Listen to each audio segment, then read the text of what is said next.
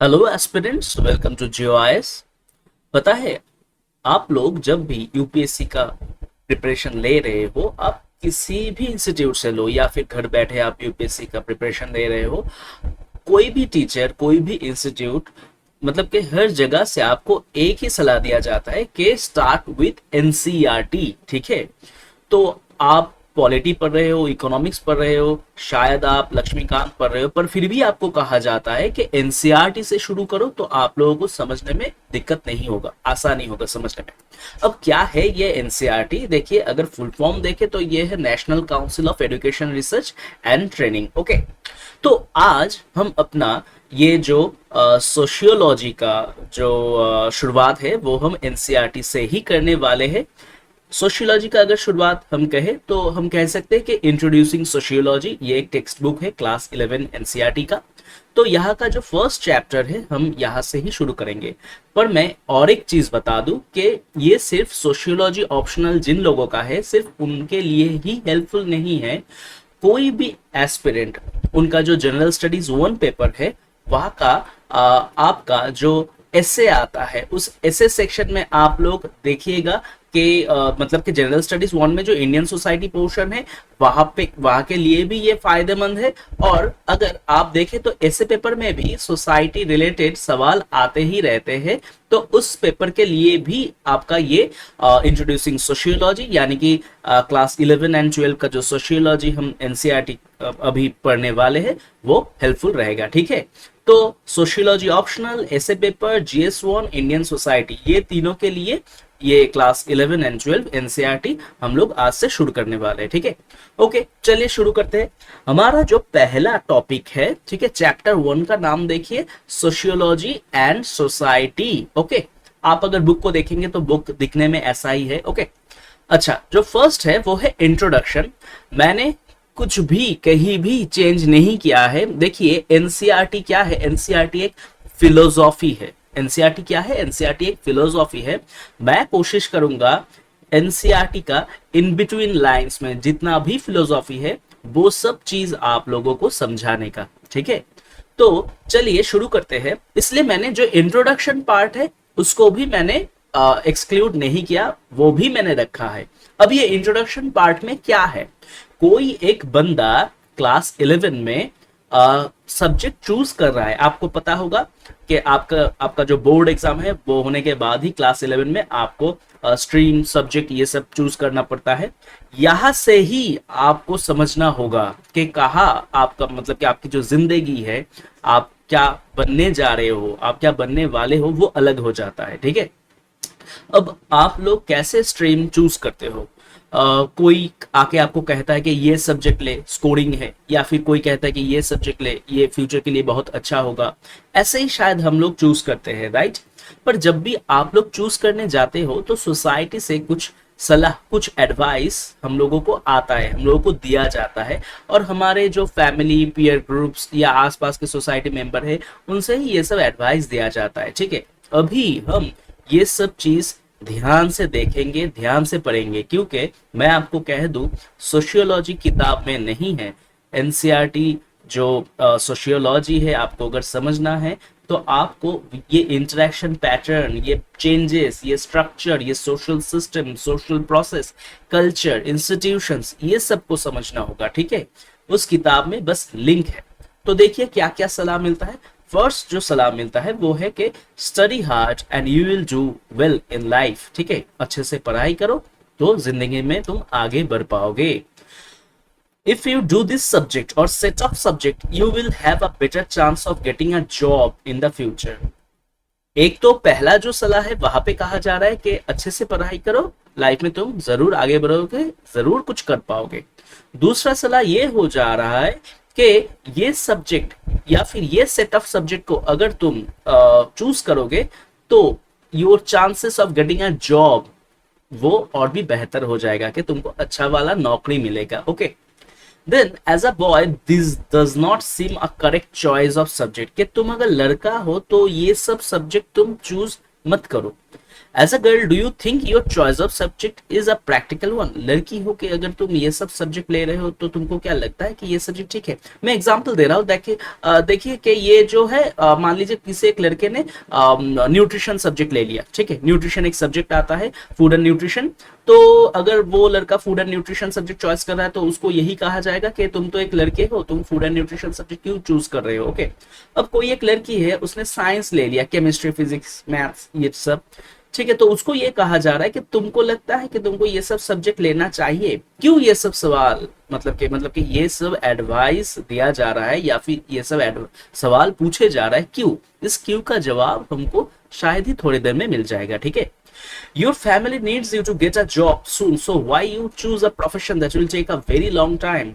तुम्हारे मतलब के जो परिवार है उस परिवार में जल्द ही एक काम की आवश्यकता है, तो तुम ऐसे सब्जेक्ट क्यों चूज कर रहे हो जिससे तुम्हें कोई एक नौकरी मिलने में बहुत ज्यादा देर होगा? जैसे ये इसके बारे में मैं कह सकता हूँ, कोई अगर टीचिंग प्रोफेशन में जाना चाहता है, रिसर्च करना चाहता है, तो ये सब प्रोफेसर में असिस्टेंट प्रोफेसर बनना चाहता है नेट सेट देकर, तो ये सब प्रोफेशन में बहुत टाइम लगता है, ठीक है, तो तब जाके ये सब सलाह उनको मिलता है।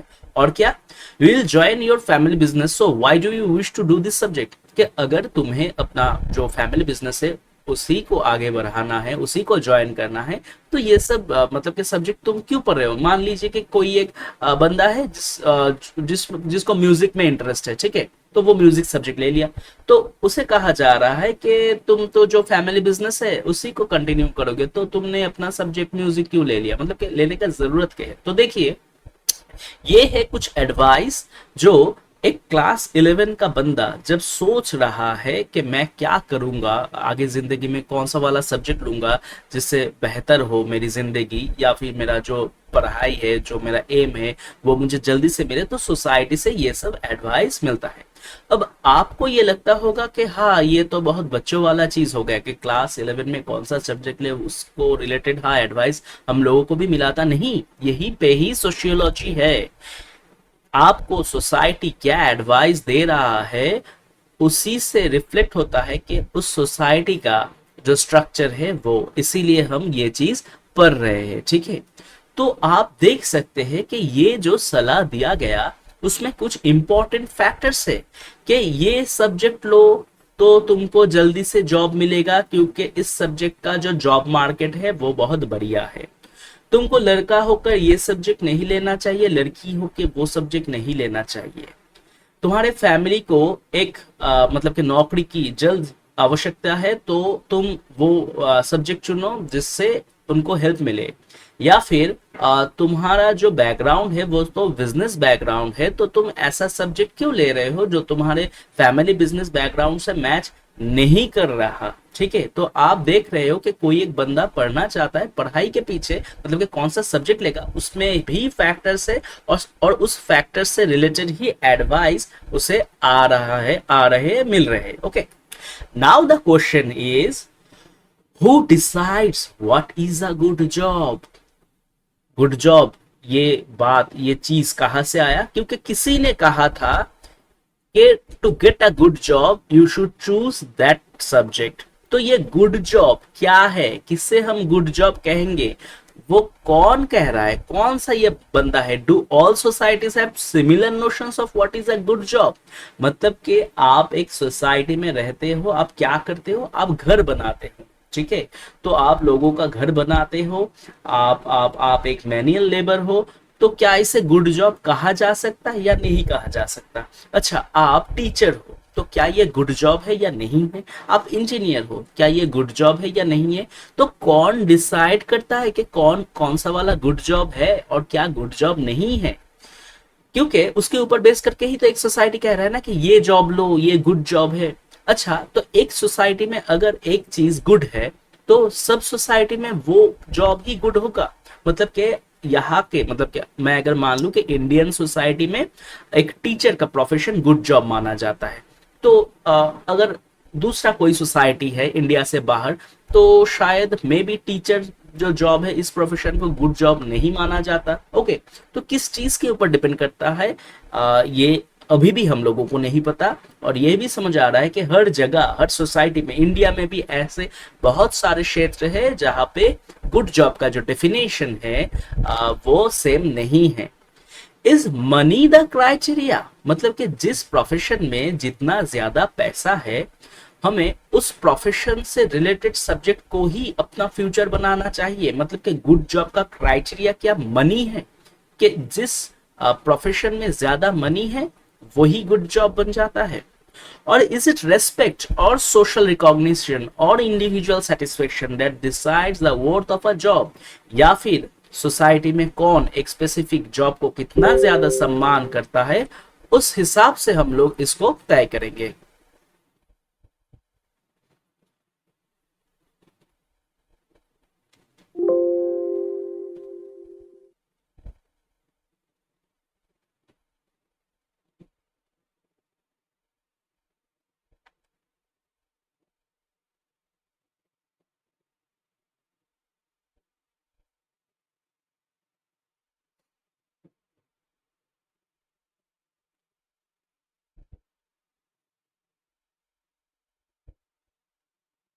या फिर सोसाइटी में कितना ज्यादा सम्मान मिल रहा है किसी एक जॉब को, उस हिसाब से हम तय करेंगे कि कौन सा वाला जॉब गुड जॉब है। Do culture and social norms have any role to play? मतलब कि मुझे क्या जॉब लेना चाहिए या फिर किसी एक सोसाइटी में कौन सा वाला जॉब गुड जॉब है, क्या उसके साथ उस सोसाइटी का कल्चर या उस सोसाइटी का सोशल नॉर्म, इन दोनों का कोई लिंक है? शायद आप लोगों को अभी थोड़ा थोड़ा समझ आ रहा होगा कि हाँ, मुझे भी ये सब्जेक्ट लेने को कहा गया था। मुझे कहा गया था कि सीए चार्टर्ड अकाउंटेंसी कर लो, तो इसमें बहुत सारे स्कोप है। और कोई ये सोचेगा कि मुझे कहा गया था कि इंजीनियरिंग कर लो, कोई कहा गया था, मतलब किसी ने कहा था कि अरे तुम म्यूजिक क्यों ले रहे हो, आर्ट लिटरेचर ये सब सब्जेक्ट क्यों ले रहे हो, इसका तो स्कोप बहुत ही कम है, क्या करोगे, उतना कोई जॉब भी नहीं है। तो किस वजह से वो सब एडवाइस आया था, शायद अभी आप लोगों को समझ आ रहा है। ठीक है, देखिए ये जो जॉब है और जॉब से रिलेटेड जो फैक्टर है, क्यों ये सब चीज, मतलब कि ये सब सलाह हम लोगों को दिया जाता है, तो एक बात तय हो गया कि हाँ, जॉब के साथ money, economy, social culture, social norm, ये सब चीज रिलेटेड है। Okay, the job market is defined by the needs of the economy. ये बात हम लोगों के लिए एकदम क्लियर हो गया कि नीड ऑफ द इकोनॉमी के साथ ये जॉब मार्केट एकदम रिलेटेड है। Needs of the economy are again determined by the economic and political policies pursued by government। तो ये जो जॉब मार्केट हो गया हम लोगों का, ये रिलेटेड है नीड ऑफ द इकोनॉमी से। अब ये इकोनॉमी रिलेटेड है इकोनॉमिक एंड पॉलिटिकल जो पॉलिसीज है उससे। अब ये इकोनॉमिक एंड पॉलिटिकल पॉलिसीज कहाँ से, किसके साथ रिलेटेड है? गवर्नमेंट पॉलिसीज से, गवर्नमेंट से। ओके, तो हम लोगों को मतलब कि समझ आ रहा है कि मैं बस एक सब्जेक्ट चुनना चाहता था जिस सब्जेक्ट से मुझे हेल्प हो, जिस सब्जेक्ट को मैं अगर लूँ तो मेरा जो फ्यूचर है वो और भी सुधर जाएगा, मुझे कुछ सीखने को मिलेगा, मुझे एक नौकरी मिलेगा, काम मिलेगा। वो सब्जेक्ट मेरा क्या गवर्नमेंट है, उस गवर्नमेंट का जॉब रिलेटेड क्या पॉलिसी है, उसका एम्प्लॉयमेंट जो मतलब के स्केल है वो क्या है, उसके साथ रिलेटेड है। ठीक है, मतलब कि मैं एक सब्जेक्ट चूज कर रहा हूँ, ये एक इंडिविजुअलिस्टिक एस्पेक्ट नहीं है। सोसाइटी का हर एक चीज, मैं क्या कर रहा हूँ, मुझे क्या एडवाइस मिल रहा है, कौन कौन से फैक्टर इंक्लूडेड है, हर एक चीज एक दूसरे के साथ रिलेटेड है। इसीलिए हम लोगों को पहले से ही परिवार से स्पेसिफाई किया जाता है कि तुम ये लो, क्योंकि उनको पता है कि अभी सोसाइटी में क्या चल रहा है। The chances of the individual student are affected both by these broader political and economic measures as well as by the social background of his or her family। तो सोसाइटी का मतलब कि एक मतलब कि हम लोग इसे कह सकते हैं मैक्रो एंड माइक्रो। तो मैक्रो एस्पेक्ट क्या बन गया? मैक्रो एस्पेक्ट बन गया ये जो गवर्नमेंट है उसका क्या इकोनॉमिक एंड पॉलिटिकल पॉलिसीज है, कितने सारे नौकरी है, किस क्षेत्र में नौकरी है, सर्विस सेक्टर में नौकरी है या इंडस्ट्रियल सेक्टर में नौकरी है, ये बन गया हम लोगों का मैक्रो एस्पेक्ट। और माइक्रो एस्पेक्ट के जो बंदा है उसका specific social background, family background क्या है। क्योंकि मैं सोचूंगा कि मैं साइंस लूंगा और मेरे परिवार की जो आर्थिक स्थिति है वो ठीक नहीं है, तो ये कैसे हो सकता है। तो मेरे परिवार की आर्थिक स्थिति क्या है और मैं क्या ले और उसके साथ ये जो मैं सोसाइटी में रह रहा हूं उसका जो मैक्रो एस्पेक्ट है ये क्या है, ये दोनों मिला के ही हम लोगों का जो भविष्य है वो निर्धारित होता है। ठीक है, तो मैक्रो के साथ आ गया micro. Micro means social and family background और मैक्रो में आ गया broader political and economic structure. Okay, अब बात यह है कि हम लोगों को यह चीज समझ में आ गया। तो ये जो एग्जाम्पल है ये मैंने किस लिए दिया, मतलब कि मैंने नहीं, एनसीईआरटी में किस लिए दिया गया, बस ये समझाने के लिए कि the society is inter related, interconnected, interdependent. Okay, तो ये जो इंटर रिलेटेड, इंटरकनेक्टेड और इंटरडिपेंडेंट है ये चीज हमको सबसे पहले दिन ही समझ जाना होगा कि यही कारण से हम लोग सोशियोलॉजी पढ़ते हैं। क्योंकि हम लोगों को अगर इंसान को, ग्रुप ऑफ पीपल को समझना है तो हमें और भी बेहतर तरीके से सोसाइटी को समझना होगा। Okay, sociology studies human society as an interconnected whole. तो ये है approach of sociology, how society and the individual interact with each other. Okay, personal worry for the individual students versus broader public issue affecting student as a collective entity. तो ये कैसे interconnected है ये हम लोगों को समझना होगा, कैसे इंटरैक्शन होता है बिटवीन ह्यूमन एंड सोसाइटी ये हम लोगों को समझना होगा, और उसी के साथ ही personal worry for the individual student कि कोई मैं एक इंडिविजुअल स्टूडेंट हूं, मेरा जो पर्सनल वरी है, मतलब कि मैं कह सकता हूं कि पर्सनल इशू और उसके साथ जो पब्लिक इशू है ये दोनों चीज कहां तक रिलेटेड है, ये पूरा चीज समझना ही सोशियोलॉजी का अप्रोच है। ओके, अब कुछ सवाल खड़े होते हैं। ठीक है, good job means different things to different societies. हाँ, ये चीज हम लोगों को ऑलरेडी समझ में आ गया है that good job means different things to different societies that depends on its that societies culture, norms, government policies, economic structure, etc. The social esteem that a particular kind of job has or does not have for an individual depends on the culture of his or her relevant society. जैसे मान लीजिए कि मैं एक society में रहता हूँ, मैं इस सोसाइटी में पानी पूरी बेचता हूँ, पानी पूरी बेच के महीने का मेरा 50,000 तक इनकम होता है। पर कोई एक मेरा ही पड़ोसी है जो टीचर है और उसे उसका जो तनख्वाह है उसका तनख्वाह है 15,000, 15,000। तो किसका सोशल स्टेटस, किसका सोशल रिस्पेक्ट ज्यादा है ये आप लोग समझ सकते हैं। पर ऐसा किसने किया, किसने बनाया, सोसाइटी। तो ये सोसाइटी टू सोसाइटी वेरी करता है। कोई एक सोसाइटी है कि हाँ तुम कम कमाओ पर ऐसा जॉब चुनो कि जिसमें पैसा ना भी हो तो चलेगा पर रिस्पेक्ट हो। पर कोई एक सोसाइटी ऐसा है जिसमें पैसे को ही ज्यादा मोल दिया जाता है और कहा जाता है कि जिसके पास पैसा है उसके पास ही रिस्पेक्ट है। तो ये एकदम सोसाइटी टू सोसाइटी डिफर करता है। और आप लोग ये समझ लीजिए कि आप लोग मत सोचिएगा कि society means India, society means Bihar, society means West Bengal. Bihar के अंदर, वेस्ट बंगाल के अंदर, पटना के अंदर, मतलब कि हर जगह आप जितना माइक्रो एस्पेक्ट में जाओगे हर एक लोकेलिटी को लेके एक एक सोसाइटी बन जाता है। तो मैं कह सकता हूँ कि वेस्ट बंगाल का एक स्पेसिफिक रीजन है, वहां का सोसाइटल जो नीड है वो अलग है, और वेस्ट बंगाल का ही एक अलग रीजन है, वहां का जो सोसाइटल नीड है वो अलग है। ओके, तो इसका मतलब यही हुआ कि एमबीए चाय वाला या फिर ऐसा कोई भी जो बिजनेस चल रहा है, क्या उनका सोशल स्टेटस नहीं है? हाँ है, पर सोसाइटी को, मतलब कि सोसाइटी में ये चेंज लाना पड़ता है और वो चेंज थोड़ा स्टैटिक है।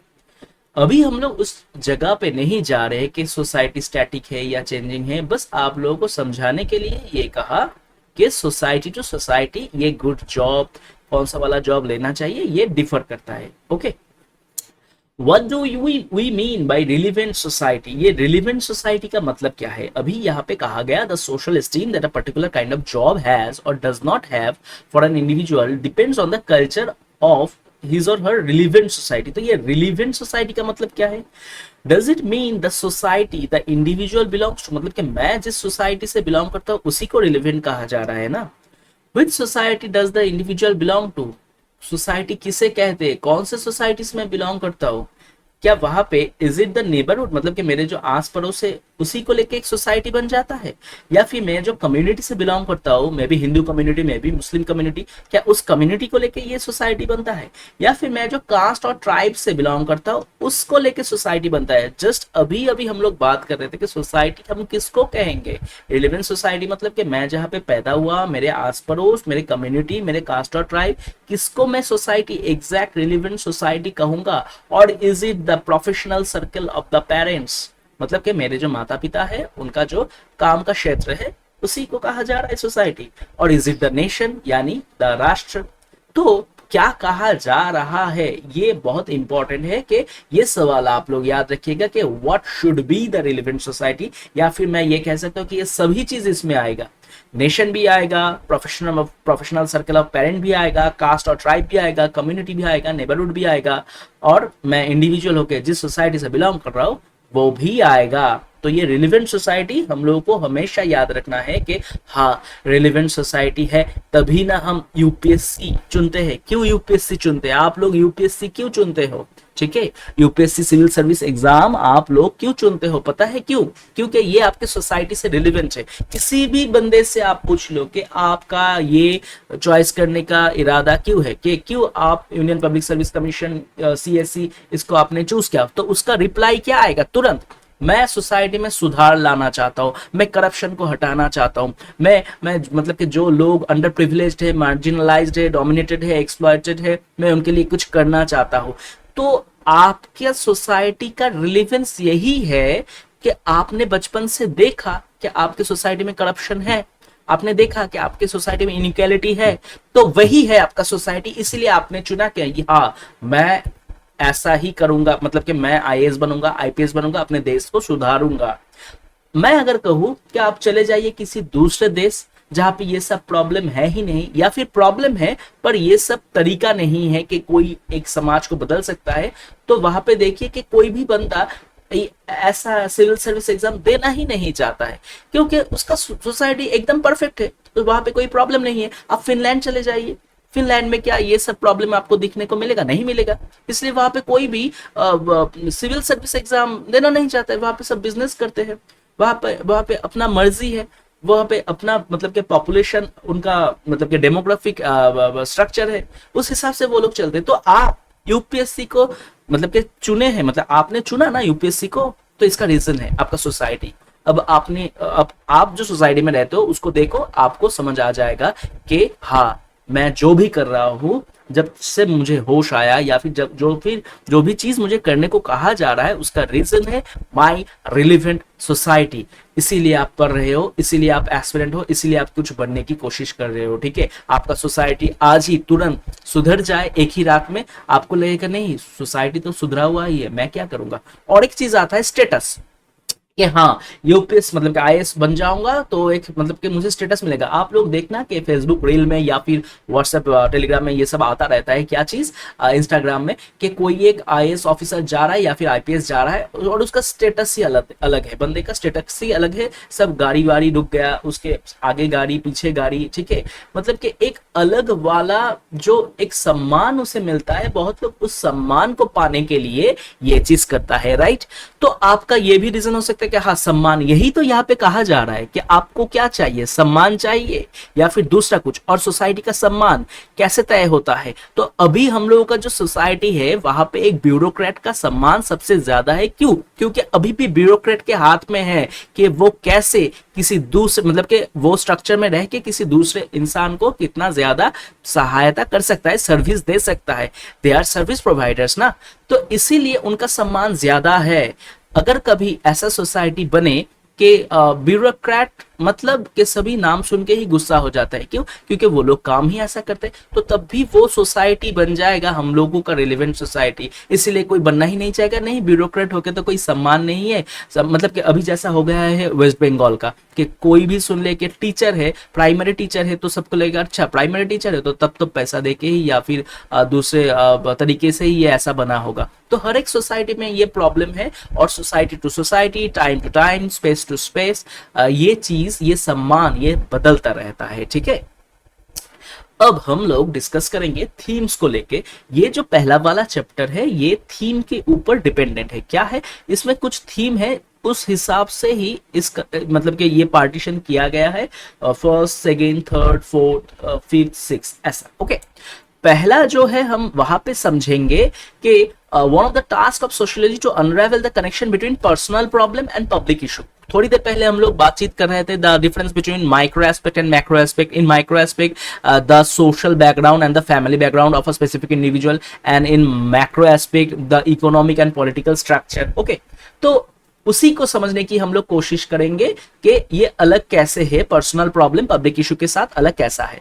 सेकंड में how the individual in modern times belong to more than one society, कि हम लोग एक से ज्यादा सोसाइटी में बिलोंग करते हैं। ठीक है, हम लोग एक सोसाइटी में नहीं रहते हैं, हम लोग एक से ज्यादा सोसाइटी में रहते हैं। क्यों, कैसे, कब, कहा, वो हम लोग ऑब्वियसली डिस्कस करेंगे।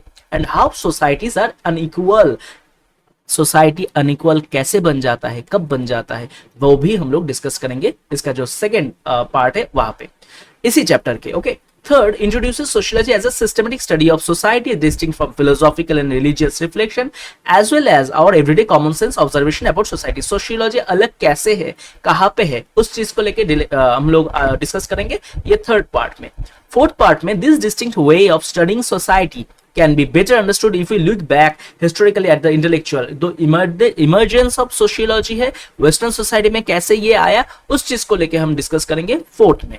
इन fifth we look at the global aspect and the manner in which sociology emerge in India. India में कैसा आया, वो कैसे इमर्ज किया, वो हम डिस्कस करेंगे फिफ्थ पार्ट में। And finally the scope of sociology and the relationship, और कह सकता हूं inter relationship between sociology and other social sciences.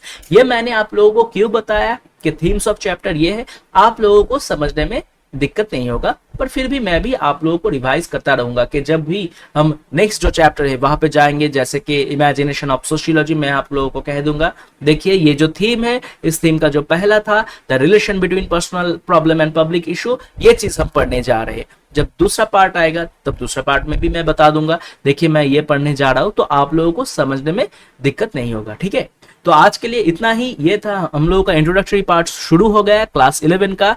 तो नेक्स्ट डे हम लोग डिस्कस करेंगे सोशियोलॉजिकल इमेजिनेशन, और मैं कह सकता हूं the relation between personal problem and public issue. तो आज के लिए इतना ही, थैंक यू।